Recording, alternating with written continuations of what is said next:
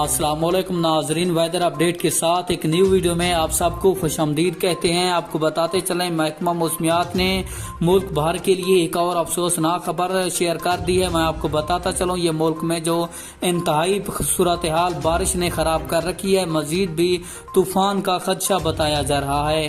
तो मैं आपको मुकम्मल तफसील के साथ आगाह करता हूँ मुल्क भर में ये जो बारिशी सिलसिला है कब खत्म हो रहा है। तो उससे पहले आपने वीडियो को लाइक और चैनल को सब्सक्राइब लाजमी करना है ताकि आपको हमारी नई वीडियो सबसे पहले मिलती रहे।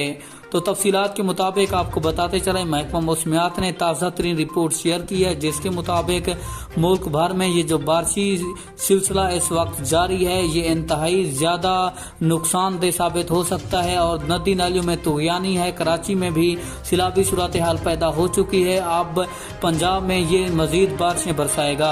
आज के दिन इंतहाई खतरनाक तरीन साबित होंगे, बल्कि ये हफ्ते में इंतहाई खतरनाक तरीन तबाही का बाइस बन सकता है।